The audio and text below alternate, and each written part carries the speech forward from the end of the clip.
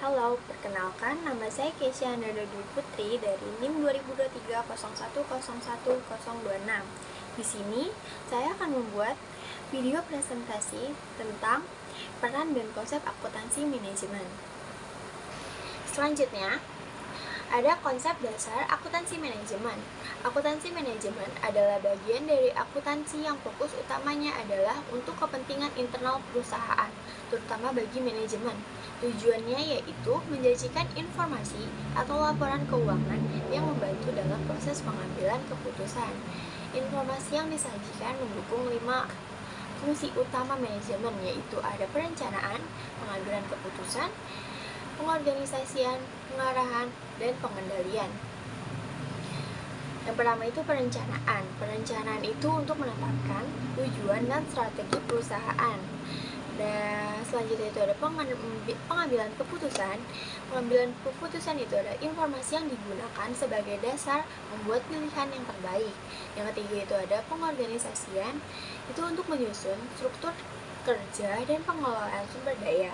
Yang keempat itu pengarahan, agar aktivitas operasional berjalan sesuai rencana. Yang terakhir itu pengendalian, yaitu evaluasi dan perbaikan jika terjadi penyimpangan dari rencana awal. Jadi, dengan akuntansi manajemen, manajemen bisa menilai performa keuangan internal secara real time, bukan hanya di akhir tahun seperti akuntansi keuangan. Berikutnya, ada tujuan umum sistem akuntansi manajemen membantu mengidentifikasi masalah.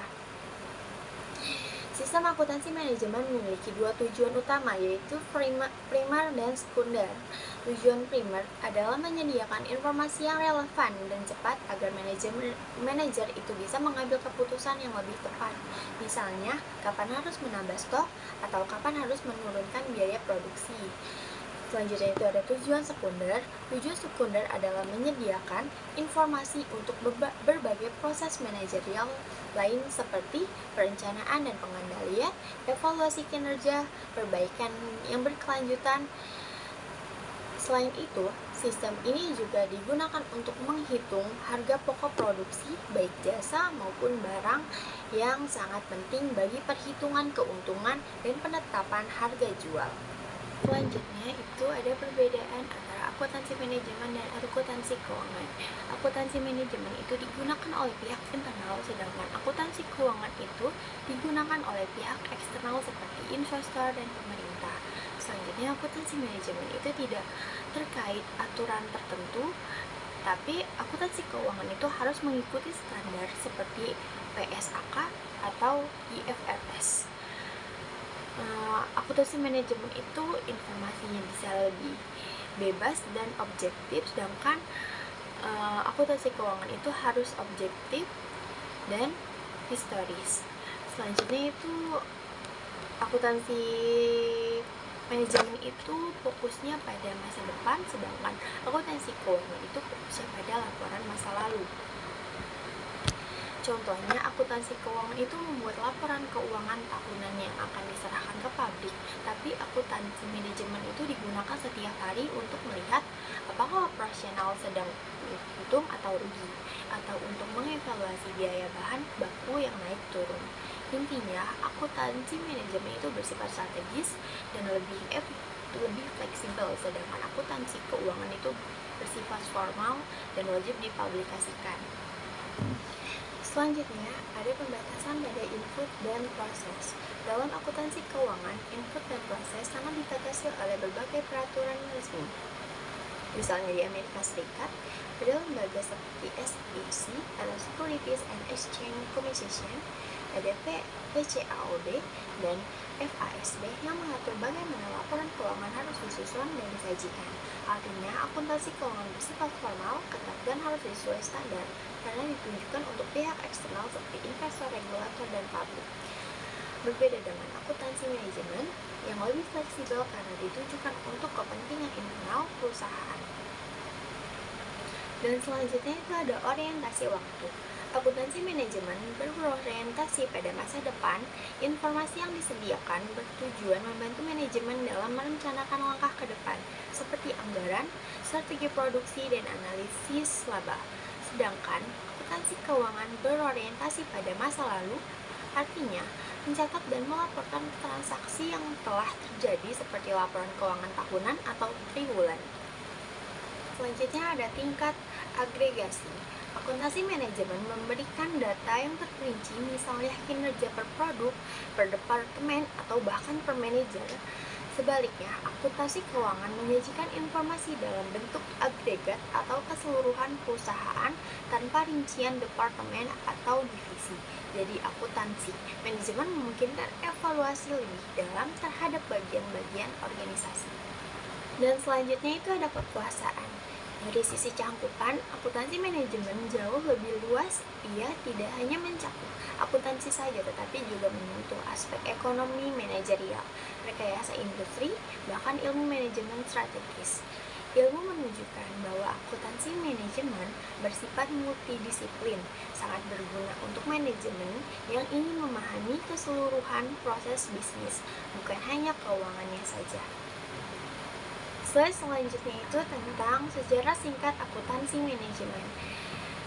Secara historis, akuntansi manajemen sudah berkembang sejak tahun 1880-an. Pada tahun 1880 sampai 1925 itu mulai difokuskan pada perhitungan biaya produk. Tahun 1925 mulai digunakan untuk pelaporan eksternal, terutama persediaan. Tahun 1950 sampai 1960 mulai diarahkan pada fungsi manajerial untuk mendukung pengambilan keputusan, bukan hanya pencatatannya saja. Tahun 1980 hingga 1990 muncul sistem baru yang lebih kompleks untuk menjawab tantangan ekonomi modern. Dan perkembangannya ini mencerminkan kebutuhan dunia bisnis yang terus berubah dan menuntut informasi yang lebih strategis lagi. Di slide selanjutnya itu ada tema baru dalam akuntansi manajemen. Dalam perkembangan terbaru, ada beberapa tema baru dalam akuntansi manajemen yang mencerminkan arah modernisasi. Yang pertama itu ada activity based management, orientasi pada pelanggan, strategic positioning. Yang terakhir itu ada value chain framework. Yang pertama itu ada activity based management, itu adalah suatu pendekatan yang terintegrasi di seluruh sistem yang memfokuskan perhatian manajemen pada berbagai aktivitas yang bertujuan meningkatkan nilai bagi pelanggan dan laba yang dihasilkan. Selanjutnya itu ada orientasi pada pelanggan. Ini adalah nilai bagi pelanggan. Customer value adalah selisih antara apa yang pelanggan terima, itu adalah realisasi pelanggan, dengan apa yang pelanggan serahkan, itu adalah pengorbanan pelanggan. Apa yang diterima disebut total produk, yaitu seluruh manfaat yang diterima pelanggan dari suatu produk, baik berwujud itu intangible atau tidak berwujud itu adalah intangible. Selanjutnya itu ada strategi positioning, itu adalah manajemen biaya. Strategis adalah penggunaan data biaya untuk mengembangkan dan mengidentifikasikan strategi superior yang akan menghasilkan keunggulan bersaing yang berkelanjutan. Yang terakhir itu ada value chain framework, adalah rantaian nilai internal value chain adalah rangkaian aktivitas yang dibutuhkan untuk mendesain, mengembangkan, memproduksi, memasarkan, serta mengirim produk dan jasa kepada pelanggan. Dari semua rangkaian aktivitas yang menciptakan nilai dan saling berhubungan mulai dari bahan baku hingga pemakaian produk akhir oleh pelanggan. Selanjutnya itu value chain atau Apple Industry. Sebagai contoh, kita lihat penerapan konsep value chain pada perusahaan Apple. Apple menata rantaian nilainya mulai dari produksi, logistik hingga pemasaran, sampai dengan memahami fungsi-fungsi bisnis secara mendalam. Untuk itu, dibutuhkan akuntansi manajemen yang mampu menyediakan informasi keuangan dan non-keuangan secara lengkap dan akurat. Dengan pendekatan ini, Apple bisa terus menjaga kualitas, efisiensi, dan keunggulan kompetitifnya. Sekian dari video presentasi yang sudah saya sampaikan sebelumnya. Terima kasih.